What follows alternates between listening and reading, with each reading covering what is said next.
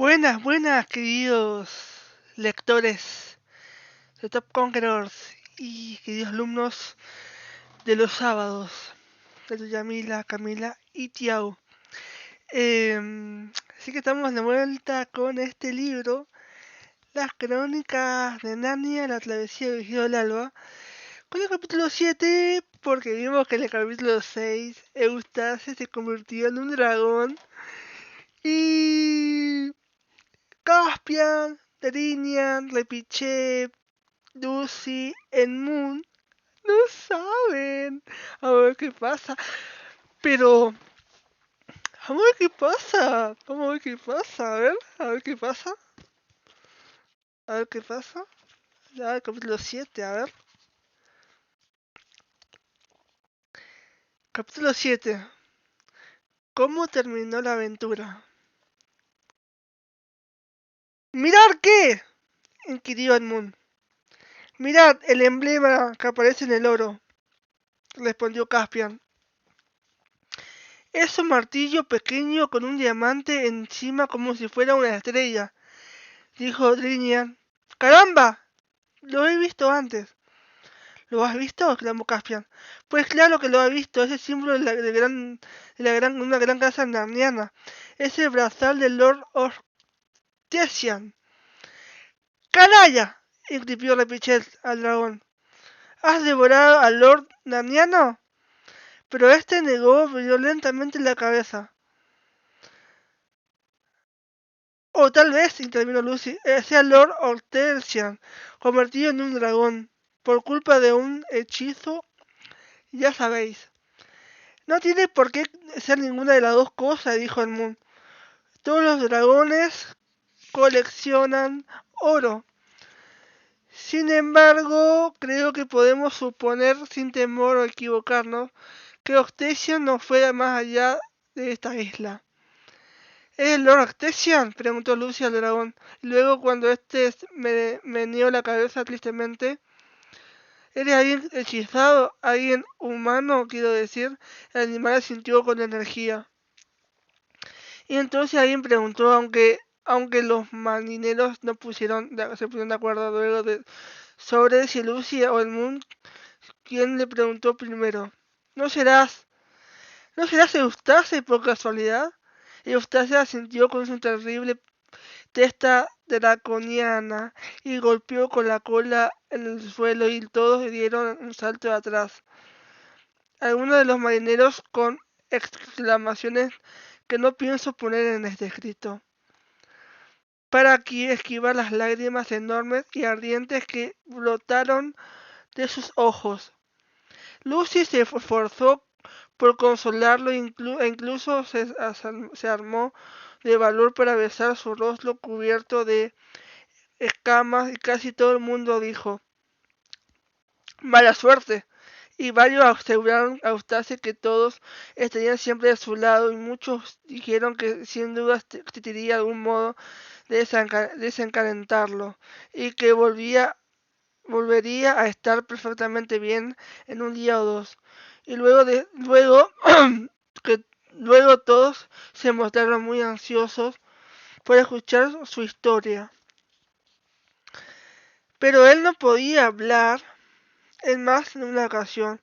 En los días siguientes intentó escribírsela en la arena, pero jamás lo consiguió. Para empezar, Eustace que jamás había leído libros apropiados, no tenía idea de cómo contar historias. Y aparte de eso, los músculos y nervios de las zarpas del dragón que tenía que utilizar no habían aprendido a escribir y tampoco estaban pensados para hacerlo.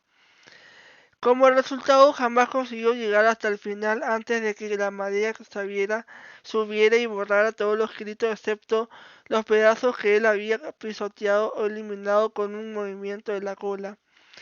Y todo lo que había podido ver era algo parecido a la siguiente. Los puntos corresponden a las partes que él mismo había emborronado. Fium Adorn. Rones Agones, quiero decir, Cueva Dragones, porque estaba muerto y había mucho al despertar y no pudo escapar, no pudo sacar del brazo maldición. De todos modos, resultó evidente para todos el carácter de Eustace había mejorado mucho tras haberse convertido en un dragón. Este se mostraba ansioso por ayudar y sobrevoló toda la isla y descubrió que estaba llena de montañas y habitada únicamente por cabras monteses y piaras de cerdos salvajes. De esos últimos trajo muchos ya muertos para aprovisionar el barco. Mataba de modo muy piadoso también, ya que podía matar a un animal con un golpe de la cola, de modo que éste ni siquiera se enteraba de que lo había matado.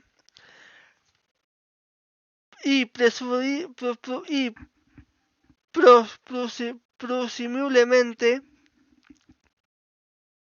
sigue sin saberlo. Devoró unos cuantos él mismo, desde luego, pero siempre cuando estaba a solas, pues Augura era que era un dragón, le gustaba la comida cruda, aunque no lo soportaba que los demás contemplaban el modo tan repugnante en que se alimentaba.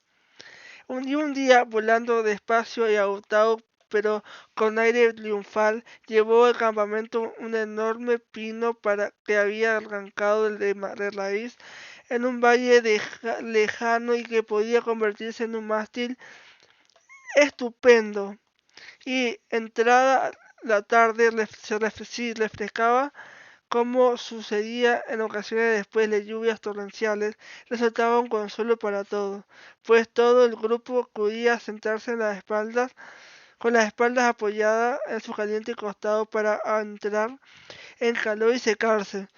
De vez en cuando llevaba a un grupo escogido y efectuar un vuelo sobre el lomo, para que pudieran contemplar a sus pies las laderas verdes, las elevaciones rocosas, los valles angostos como fosas, y a lo lejos, más adentro en dirección este, un punto de un azul más oscuro en el horizonte azul que podía ser tierra firme. El placer nuevo el placer nuevo para él del sentir que caía bien a la gente y aún más de sentir afecto por la gente era lo que impedía a Eustace caer en la desesperación. Era muy deprimente que ser dragón y además se estremecía cada vez que captaba su reflejo al volar sobre un lago montañoso. Odiaba las enormes alas de murciélago, la cresta adelantaba de su lomo y las arpas afiladas y curvas.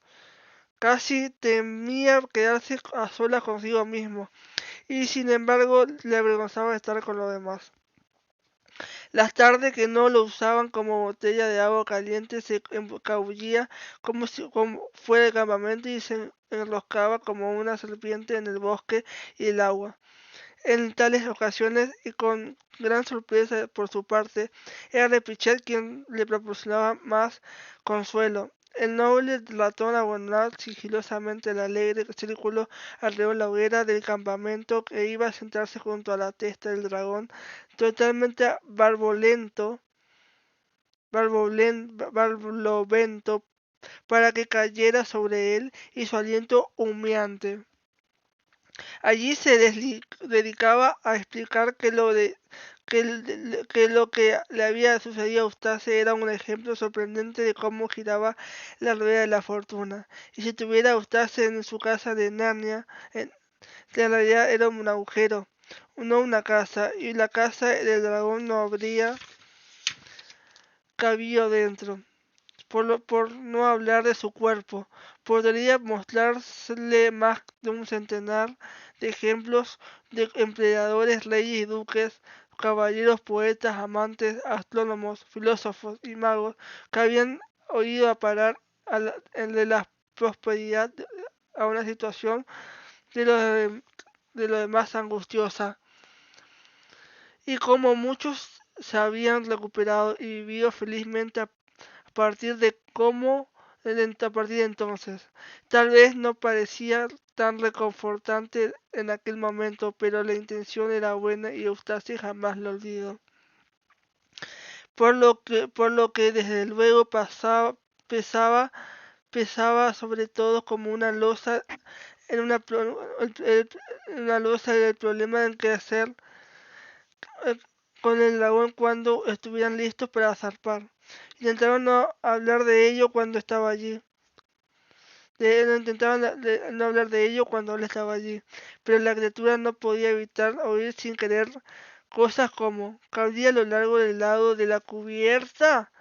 Tendríamos que mover todas las provisiones del lado al lado de la bodega para esquivarlo. ¿Serviría de algo remolcarlo? ¿Podría seguirnos volando? Y el más frecuente de todos los comentarios. ¿Pero cómo vamos a alimentarlo? Y el pobre Eustace cada vez que se daba cuenta de que había sido una molestia constante desde el primer día a bordo y desde que ahora lo era aún más. Y aquello le corría la mente, igual que el brazalete que se le hincaba en la pata. Sabía que no hacía más que empeorar las cosas si intentaba romperlo con los enormes dientes, pero no podía evitar probarlo de vez en cuando, en especial en las noches calurosas.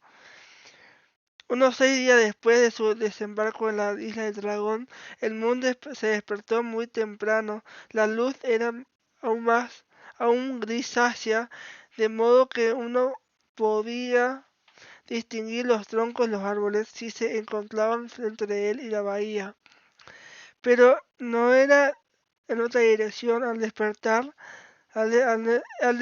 le pareció oír que algo se movía, así como se incorporó sobre un codo y miró a su alrededor. Al poco tiempo le pareció una figura oscura que avanzaba al lado del bosque que daba al mar. La primera idea que le vino en mente fue: ¿tan seguros estamos de que no hay nativos en esta isla? A continuación pensó que se trataba de Caspian. Era aproximadamente de la misma estatura, pero sabía que éste había dormido a su lado y podía advertir que seguía allí. El Moon se aseguró de que su espada seguía donde tenía que estar, y luego se levantó para investigar. Se sentó sin hacer ruido hacia el linde del bosque y vio que la figura seguía allí. Entonces se dio cuenta de que era demasiado pequeña para ser Caspian y demasiado grande para pertenecer a Lucy. Como no salió huyendo, el Moon desenvainó la espada y estaba a punto de dar el alto al desconocido cuando este le dijo en voz baja: ¿Eres tú, Edmund? Sí, ¿quién eres? ¿No me conoces? Preguntó el otro. Soy yo, Eustace. Cielo, creo que eres tú, pero ¿cómo? Chis, dijo Eustace, y se tambaleó como si fuera a caer. Cuidado, advirtió Edmund, sujetándolo. ¿Qué sucede? ¿Te encuentras mal? Eustace permaneció en silencio cuánto tiempo y que Edmund creyó que lo había desmayado, pero finalmente dijo: ha sido horroroso, no me te haces la idea, no te haces a la idea, pero ahora ya ha pasado. Podríamos ir a charlar a alguna parte, no quiero encontrarme con los demás aún, no. Sí, claro, donde tú quieras, respondió su primo. Podemos ir a sentarnos en aquellas rocas de ahí. Oye, realmente me alegro de verte. Cierto, siendo tú mismo otra vez, debes de haberlo pasado muy mal. Fueron hacia las rocas, se sentaban de cara a la bahía mientras el cielo se iba tornando más pálido y las estrellas desaparecían, a excepción de una muy brillante situada muy baja cerca de la línea del horizonte. No te contaré cómo me convertí en un dragón hasta que se lo pueda contar a los demás y acabar con ello, dijo Eustace. A propósito, ni siquiera sabía que era un dragón hasta que oí utilizar la palabra cuando aparecía aquí a la otra montaña. Lo que quiero contarte es cómo dejé de serlo. Adelante. Adelante, Bueno, anoche me sentía muy desdichado, como que nunca, y ese espantoso brazalete me había, me había hecho un daño horrible. Ahora ya no te duele, Eustace se echó a reír. Con una risa muy distinta a cualquier otra que Moon lo lo hubiera oído jamás. Y se quitó sin problemas la joya del brazo. Ahí lo tienes, declaró. Y por mí quien lo quisiera puede quedárselo. Bien, como le decía, estaba ahí acostado en el suelo sin dormir y preguntándome qué iba a hacer de mí. Y entonces, aún más que claro, aunque claro, no podría pudo haber sido un sueño. No lo sé, sigue, dijo Edmund, con una paciencia siderable. Bueno, sea lo que sea, levanté los ojos y vi lo último que esperaba ver, un león enorme que se acercaba despacio a mí, y una cosa que muy extraña. Era que anoche no había luna que brillaba la luz, y la luna donde estaba el león se acercó cada vez más, y yo me sentí muy atemorizado. Uno pensaba que siendo un dragón podría haber derribado cualquier león sin problemas. Pero no era esa clase de miedo. No temía como fuera a comerme, simplemente tenía miedo. No sé si me explico. Se acercó a mí y me miró directamente a los ojos. Lo cerré y como fuera con fuerza, pero no sirvió de nada, porque me dijo que lo siguiera. ¿Quiere decir que te habló? No lo sé, ahora que lo menciona, no creo que lo hiciera, pero me dijo que igualmente pero me lo dijo igualmente. Y, su, y supe que tenía que hacer lo que me decía, de modo que me levanté y lo seguí, y me condujo al interior de las montañas, y había siempre una esa luz de luna sobre el felino y alrededor de él, y allí donde iba. Por fin llegamos a la cima de la montaña, que no había visto nunca, y en lo alto de aquella montaña había un jardín con árboles y frutas y todas esas cosas. En el centro había un pozo. Supo que era un pozo porque se veía el agua barboteando desde el fondo, pero era mucho más grande que la mayoría de los pozos, igual que una enorme bañera de mármol con peldaños que descendían a su interior. El agua era totalmente transparente y pensé que si podía meterme allí dentro y bañarme, seguramente me aliviaría el olor de mi pata. Pero el león me dijo que debía de vestirme primero. En realidad no lo sé si lo dijo con voz alta o no. Estaba a punto de responder que no podía de vestirme porque no llevaba ropa, cuando de repente se me ocurrió que los dragones son una especie de reptiles y que las serpientes pueden desprenderse de la piel. Claro, me dije, eso es lo que quiere decir el dragón. Pues empecé a rascarme y las escamas comenzaron a caer a caer por todas partes. Y a continuación arañé un poco más fuerte y en lugar de caer únicamente en escamas, toda la piel empezó a despegarme limpiamente, como como sucede después de la enfermedad o como si se tratara de un plátano. Al cabo de un minuto o dos me deshice de toda ella y pude contemplarla allí junto a mí mostrando un aspecto repulsivo. Fue una sensación deliciosa. Entonces inicié el descenso al pozo para tomar el baño. Pero justo cuando iba a introducir los pies en el agua bajé los ojos y descubrí que seguían siendo duros, ásperos y arrugados y llenos de escamas. Vaya, no pasa nada, me dije. Esto significa que tenía otro traje más pequeño debajo del anterior y tendré que quitármelo también. De modo que arañé y desgarré otra vez y aquella otra piel también se desprendió sin problema. Y salí de ella y la dejé allí tirada en el suelo junto a la otra fui hacia el pozo a bañarme. Pero pues volvió a suceder exactamente lo mismo, y pensé, cielos, pero ¿de cuántas capas de piel tengo que desprenderme? Porque ansiaba meter los brazos en el agua. Así que volví a rascar por tercera vez y me deshice de una tercera piel, igual que había sucedido con otras dos, y me la quité.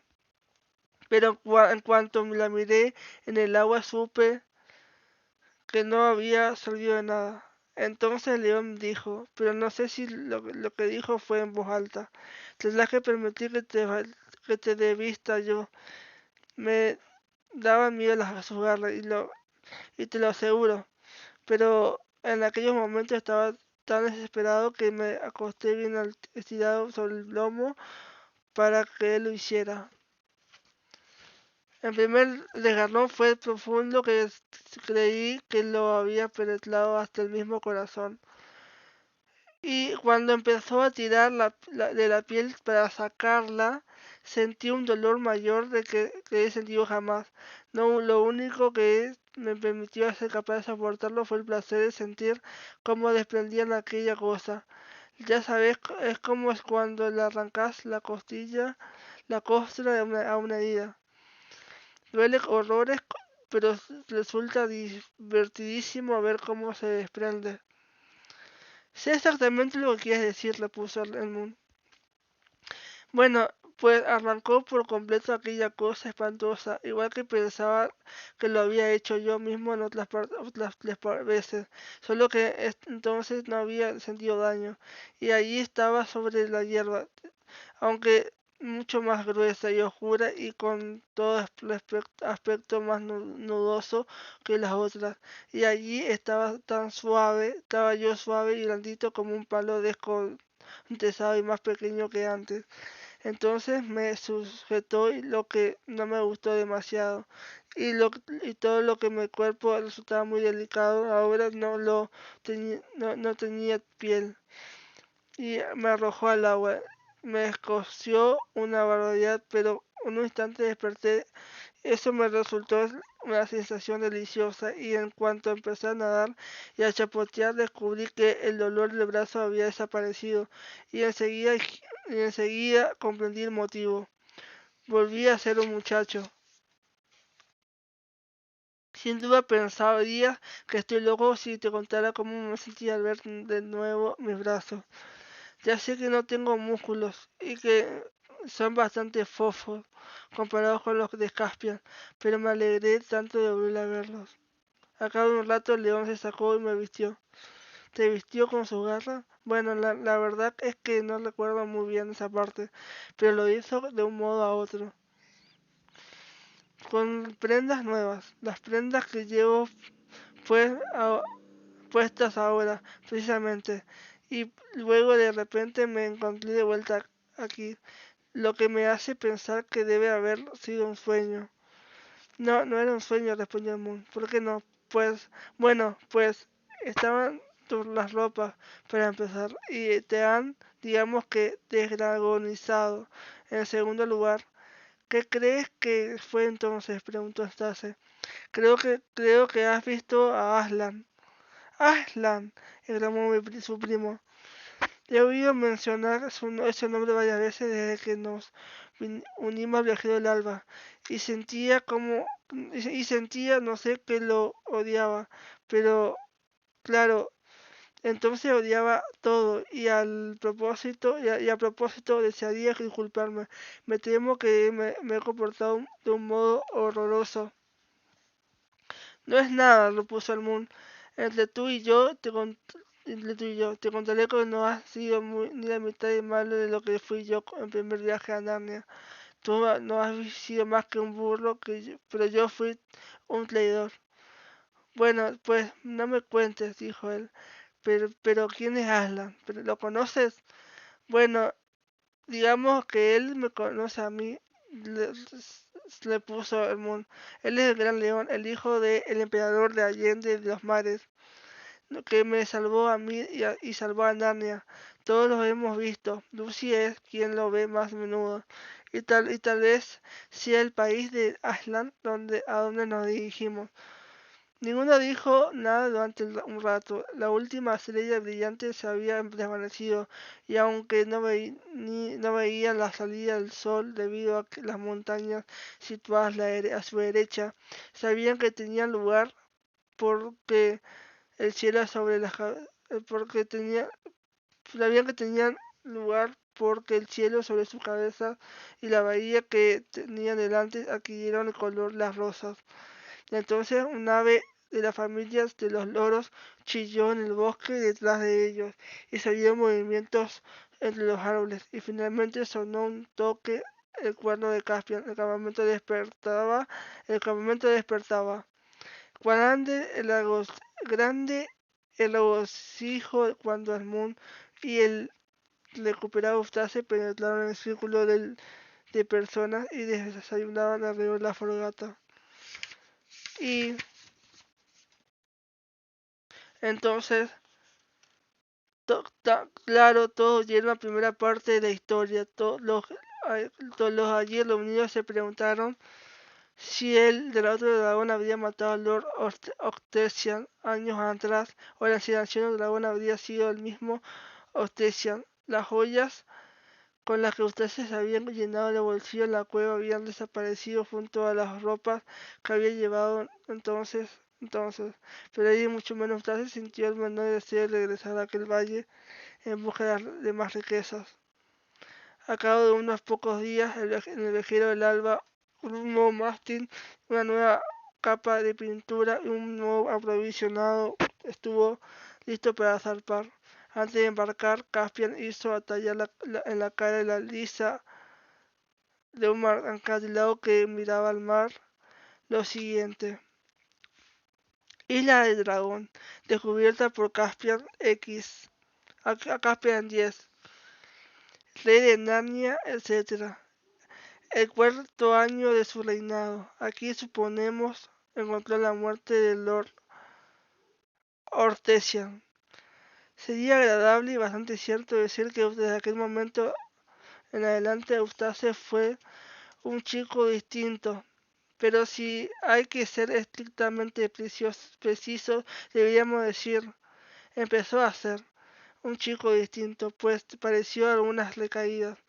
Todavía hubo muchos días en los que, podía mostrarse muy odioso, pero la mayoría de ellos no los le señalé. La curación había empezado. El brazalete de Lord Ostesian tuvo un curioso destino. Eustace no lo quería y se lo ofreció a Caspian, quien a su vez le ofreció a Lucy. Esta no sentía demasiado interés por poseerlo, de modo que Caspian dijo: muy bien, entonces que sea para quien lo agarre, y lo lanzó al aire mientras todos estaban de pie contemplando la inscripción. El lado ascendió centelleando bajo la luz del sol, y se enganchó, quedando colgado tan limpiamente como un tejo bien lanzado en una pequeña hendidura de la roca. Nadie podía parar, nadie podía trepar para recuperarlo desde abajo, y nadie podía descender desde la cima. Tampoco allí, por lo que yo sé, sigue colgado aún, y puede que siga hasta el fin del mundo. Wow, está bastante interesante. Ahora se puso bastante interesante. Y vemos que a Eustace lo Eustace tuvo contacto con Aslan, el dragón. El dragón, digo, el león. El león, Aslan lo convirtió en humano nuevamente. Está genial. Y sí que el próximo capítulo va a ser el capítulo 8. Y vamos a ver qué pasa. Está interesantísimo esto. Así que te mando un saludo, Yamila, Tiago y Camila, mis 3 alumnitos de los sábados. Un saludo para ellos. y nos vemos hasta la próxima semana.